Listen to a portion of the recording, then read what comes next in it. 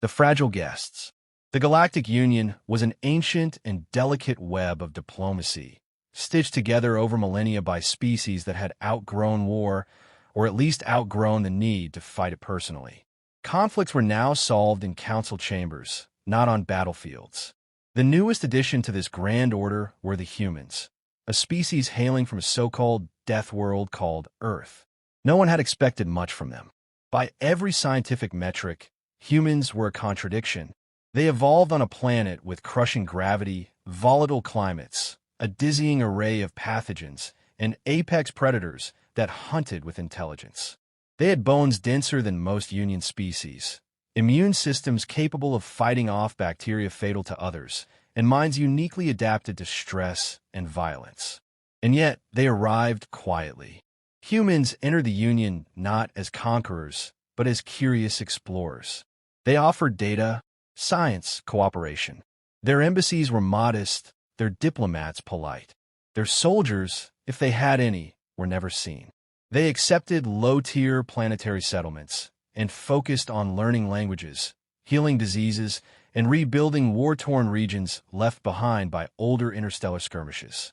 They were called Deathworlders, but they behaved like saints. Curious species, remarked Counselor Tval of the Sylphan Hive, her mandibles clicking thoughtfully. They walk like apex predators, but they speak like children. Ambassador Naira Lawson, the human representative to the Galactic Council, smiled faintly at that remark when it was translated in her earpiece. She didn't correct it. She rarely did. The Union's perception of humanity was useful. Her calm demeanor, soft tone, and small frame were precisely the image humans had projected for decades now. And it worked. Aliens saw them as physically impressive but temperamentally docile, a strange quirk of evolution, perhaps, that made Earth's apex species seek peace instead of dominion. No one suspected what lay beneath. On this day, however, Naira's role was not to charm, but to mediate. Two mid-tier powers, the Cravashi Accord and the Torkel Dominion, had reignited a centuries-old border dispute over a star system with a decaying warp gate and a resource-poor planet barely fit for mining. The Union saw it as an annoyance, the kind of thing that occasionally bubbled up in old rivalries. A temporary disruption. But to humans, it was something else entirely. Naira sat in the council chamber, a wide dome of crystalline glass that overlooked the nebula-lit space around the Citadel. She listened carefully as both alien factions hurled accusations in a dozen dialects. Her assistant, a quiet man named Elias, stood behind her like a shadow, listening, noting, watching. "What do you think?" Naira asked him in English, her tone low enough that no translator caught it. "They're posturing," Elias replied. "Both sides expect the other to fold first. The Torkel count on numerical superiority. The Cravashi believe their shield tech will hold." Naira nodded once. "We'll give them 4 more days." She stood slowly, raising her hand to speak. The chamber hushed. "Honored delegates," she began. "We understand the deep-rooted nature of this conflict. Humanity offers its services as a neutral party to host further negotiations. We have prepared simulations, compromise models, and territorial trade suggestions." The Torkel general laughed, a guttural, vibrating sound that made the smaller Cravashi delegate flinch. "Peacekeepers? From the soft ones?" he sneered. "Your kind are builders and dreamers, not warriors. We respect your neutrality, human, but this is no place for your kind." Naira's smile didn't falter. "Perhaps," she said, eyes steady, "but we know more of war than you imagine." The Cravashi elder narrowed his eyes. "You speak as if Earth has seen more conflict than the stars." Elias spoke then, his voice calm. "Earth's wars killed billions with sticks, stones, steel, fire, and machines that turned cities to ash in seconds. Peace is not our weakness. It is our choice." Silence fell. Tval clicked her mandibles again, intrigued. That night, whispers began to spread. Some of the younger delegates had heard rumors. The humans once fought wars where nations died in a single night, that they had weapons that could blot out entire planets, that their military records were classified even to their own allies. But none had ever seen humans fight. None had reason to fear. Not yet. Meanwhile, On the surface of a neutral world below the station, a temperate, union-regulated trade planet, a group of mercenaries from a lesser faction decided to make a move. Sponsored unofficially by the Torkel, they were meant to deliver a simple message, that the humans should stay out of things they didn't understand. The squad of 7 heavily armed alien raiders surrounded the human diplomatic shuttle. They expected panic. Instead, they met silence. The guards, 2 unarmored humans, seemingly unarmed, responded instantly. In 17 seconds, the mercenaries were on the ground, alive but humiliated, their weapons dismantled, their muscles spasmed from precision nerve strikes. Not a single human raised their voice. The incident was buried. Officially, it was a misunderstanding, but the footage still circulated quietly through back channels. Experts replayed the moment frame by frame. The aliens never even saw the attacks coming. The guards were labeled as non-combat personnel in the report. And yet, to those who knew how to look, a question began to form. One that would haunt the Union in the days to come. Were the humans hiding? The mediation. The neutral planet of Halkir. 9 orbited a cold star, its surface a blend of silver plains and crystalline peaks. Once a mining colony, it had been repurposed by the Galactic Union as a diplomatic sanctuary. No weapons, no warships in orbit.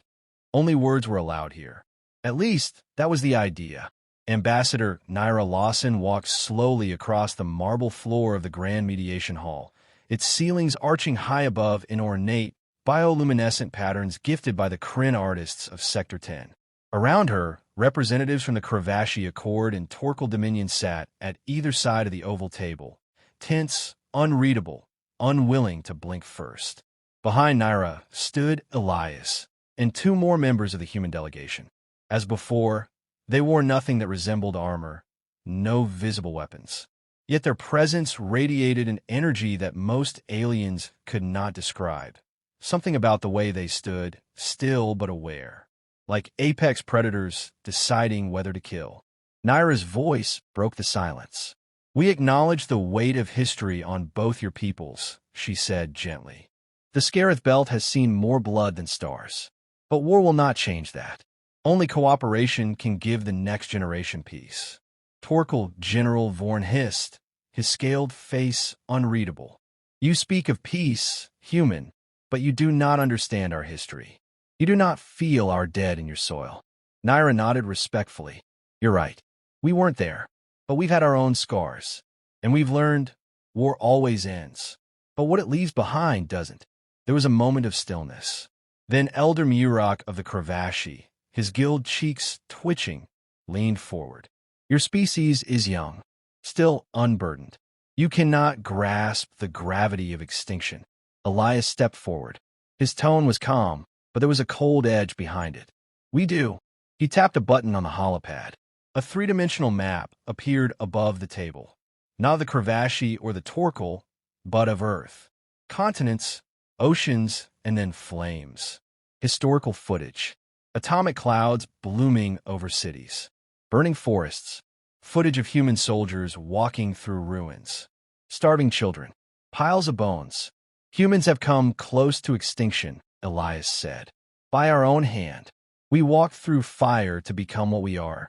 You think us unburdened because we do not speak of our past. That is not ignorance. That is restraint."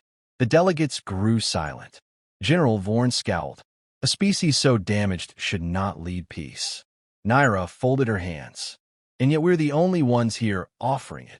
She continued, displaying simulated models of shared resource agreements, orbital patrol coordination, and co-ownership treaties, each idea more generous than the last. The room slowly thawed, not toward agreement, but toward curiosity. Murak blinked his wide eyes.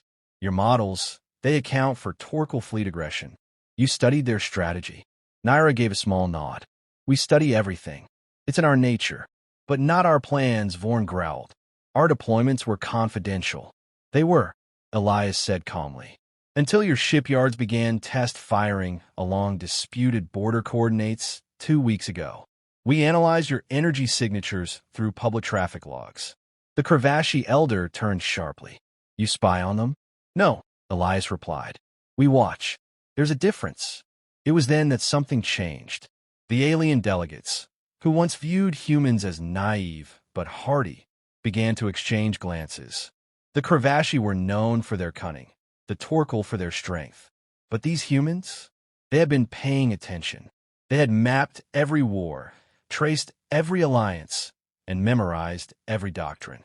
Silently, invisibly, they hadn't been passive. They had been preparing.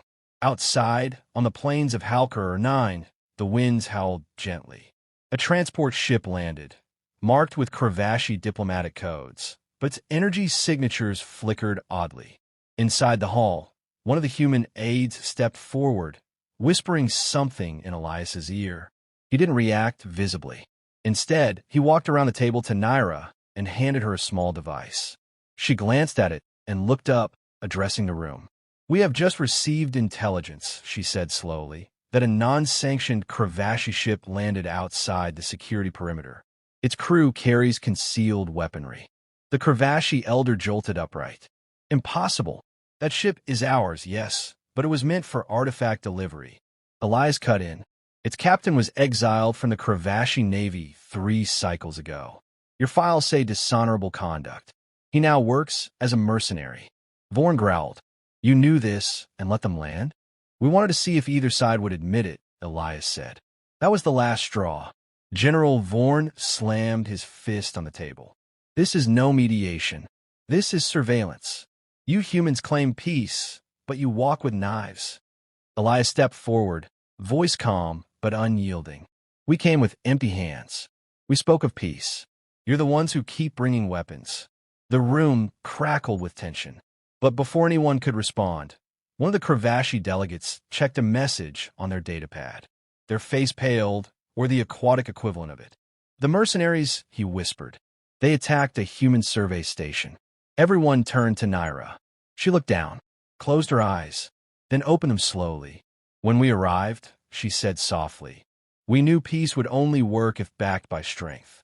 We didn't come unprepared. We simply didn't show our preparation." She turned to Elias. "Activate Protocol Shadow." He nodded once. Within seconds, across the Halkar system, human ships blinked into visibility. They had been cloaked, hidden within the planet's radiation belt. Dozens of them. Not transports. Not scouts. Frigates.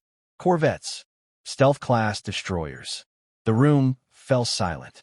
Humans had come not just to negotiate. They had come ready for war. The death world unmasked. It began not with a battle cry, but with silence. From the surface of Halkar 9, civilians looked up as shadows passed across the violet sky. Human warships, cloaked until moments ago, now hovered openly above the diplomatic zones, locked in geosynchronous orbit. Each ship was dark, matte, and angular, built not for intimidation, but for function. Efficient, predatory.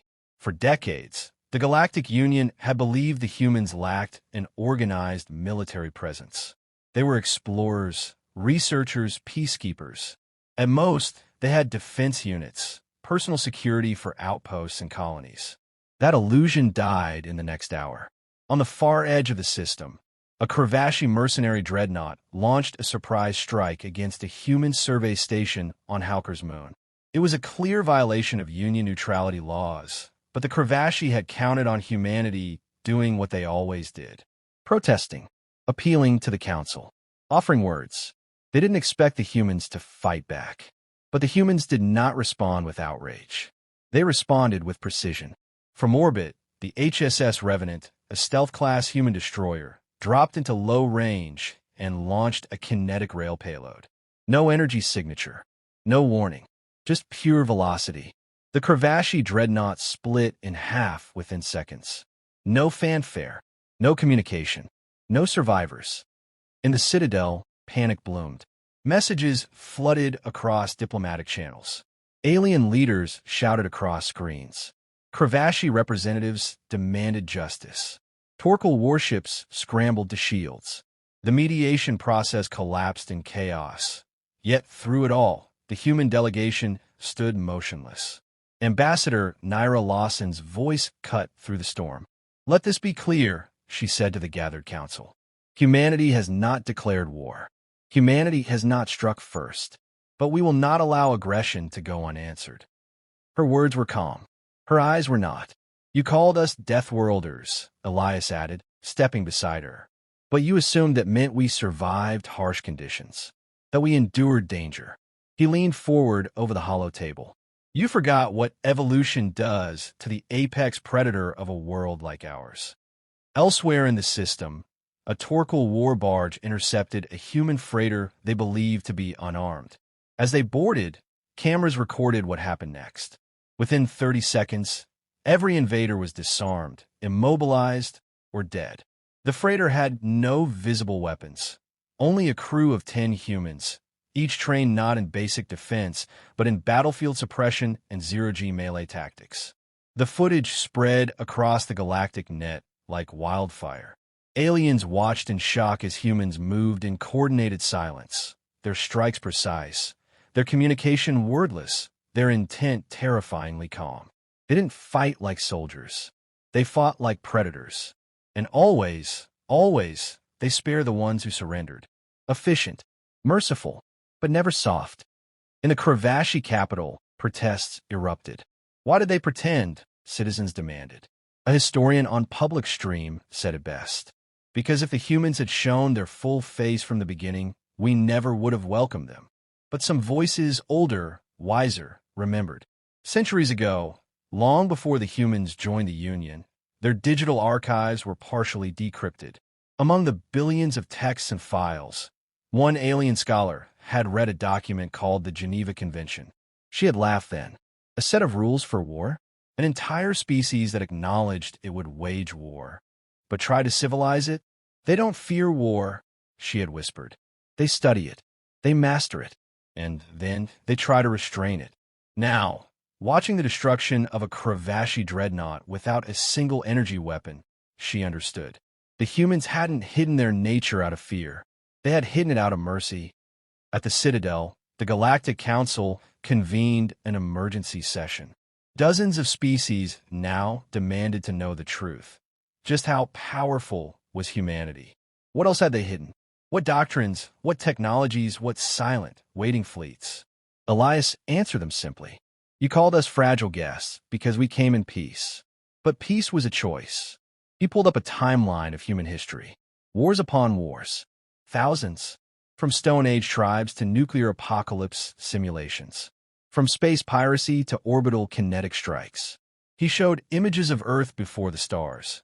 Nations rising and falling, cities burning, armies of millions. Then he said the words that shattered centuries of alien arrogance. We didn't stop fighting because we lacked the strength.